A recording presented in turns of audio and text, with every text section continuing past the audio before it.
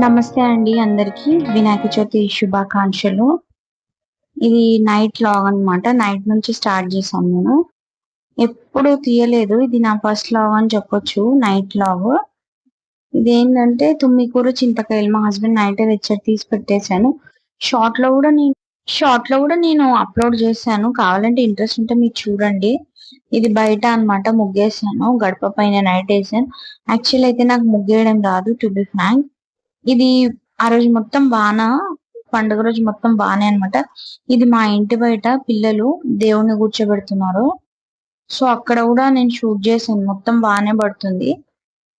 ఇది వచ్చేసి ఉండ్రాళ్ళు అంటాం కదా, ఉండ్రాళ్ళ పాయసం చేసాం మేము. బెల్లం వేసి పాయసం చేసాం. ఫస్ట్ వేడినీళ్ళు పెట్టుకొని నెయ్యి వేసుకొని అందులో బాయిల్ అవుతుంటే ఈ ఉండ్రాళ్ళు వేసేసి చేశాను అనమాట.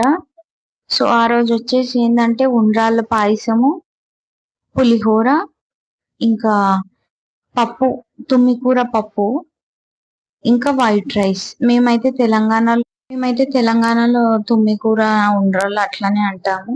కొంతమంది ఇంకా ఏదో అంటారు స్టైల్ గా. మాకైతే అది అంత తెలీదు. మా చిన్నప్పటి నుంచి ఇంట్లో మేము ఏదైతే చెప్తామో, నేను వీడియోలో కూడా అదే చెప్తున్నాను. ఒకవేళ ఏమైనా మిస్టేక్ ఉంటే సారీ, ఓకేనా. ఇది వచ్చేసి పాయసం అన్నమాట.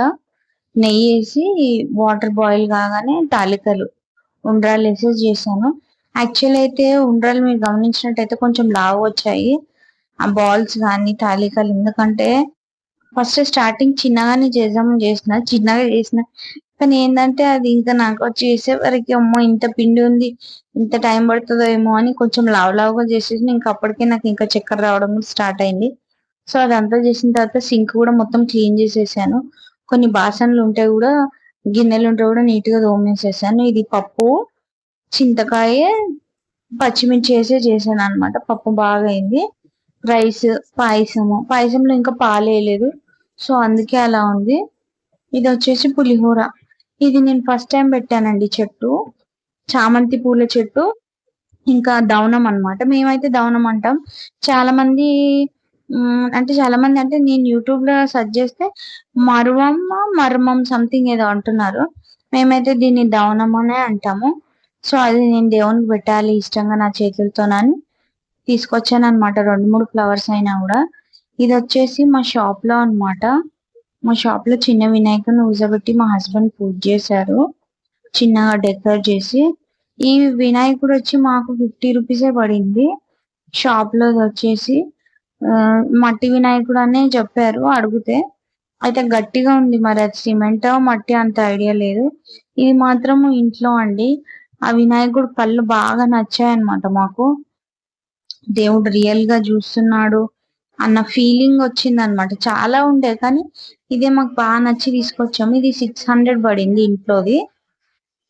మేము ఇదే ధూల్పేటలో అడిగితే ఇదే సైజు ఇంతే, అంటే అది కొంచెం వెరైటీగా ఉండే, అంటే షూడ్ మోడల్లో ఉండే. అడిగితే అది 1200 చెప్పారు. ఇక్కడ మా ఇంటి దగ్గర హౌస్ నియర్ బై 600 రూపీస్ అనమాట. మాకు వర్తే అనిపించింది, సో తీసుకొచ్చామన్నమాట. చిన్నది పెడదాం మట్టి వినాయకుడు అనుకున్నాం కానీ దొరకలేదు. అప్పటికి ఈవినింగ్ అయిపోయింది. మా పూజ అయ్యేవరకే నైట్ 7:30 అలా అయింది అనమాట రోజు. సో కాబట్టి లేట్ అయింది, అన్ని అయిపోయాయి.